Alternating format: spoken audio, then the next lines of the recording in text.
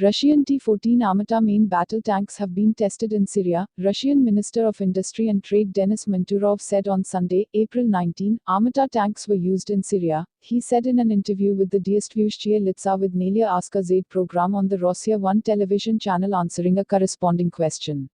They were used in field conditions in Syria, so we took into account all the nuances.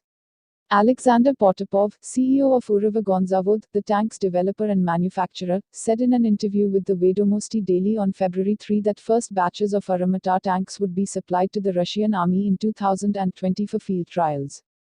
Russia claims that the T-14 is the world's only third-generation tank as it reportedly features an unmanned turret with the crew housed in an armored capsule to maximize survivability, even in the event of a direct hit on the turret. While the tank also uses special coating to significantly reduce machine reflections in the thermal and radar spectra of observation, it is claimed that its armor is able to withstand any existing anti-tank weapon.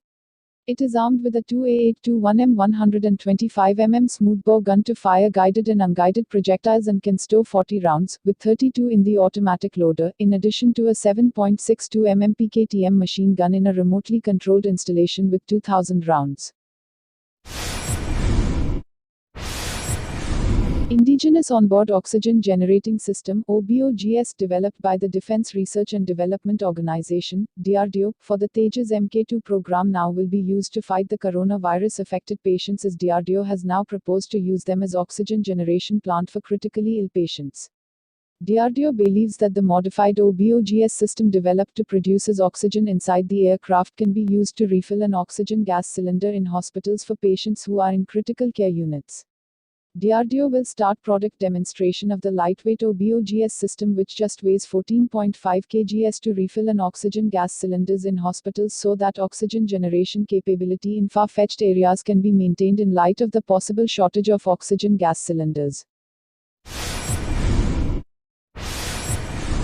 India's first private sector company SSS Defence, which has developed 7.62x51mm sniper rifle called Viper, recently put a video of the gun while it was under trial showcasing its super smooth shot action.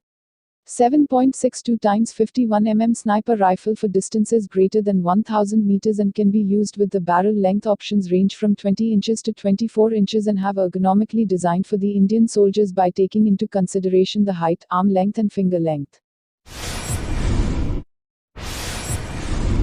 Dassault Reliance Aerospace Ltd. (DRAL) on Monday restarted operations at its Mihem Special Economic Zone, CEZ, in Nagpur, in line with the government's plan to lift the nationwide lockdown in a phased manner, according to a company statement.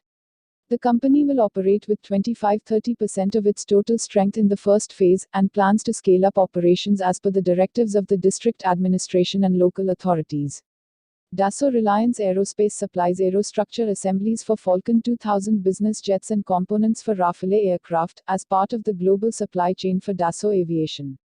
Anil Ambani-led Reliance Infrastructure Ltd holds 51% stake in DRAL, a joint venture with Rafale fighter jet manufacturer Dassault Aviation which owns the remaining. The company said it will take all COVID-19 related precautions to ensure the safety of its employees. All precautionary measures have been taken to ensure safe working environment under the prevailing circumstances.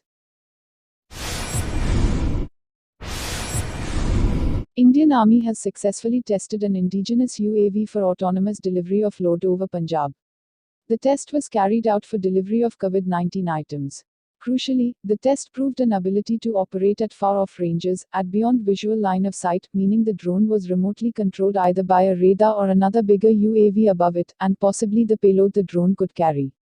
Sources said the Army coordinated these tests with the district administration. It is clear such operations can be on a large scale by increasing the number of drones and enhancing the endurance and payload of each drone. The Army uses a few bigger drones for surveillance. Such a drone could be used to send supplies to small locality or a village without exposing the relief workers to people infected with the virus. It can also transport back crucial blood samples and other supplies from isolated places.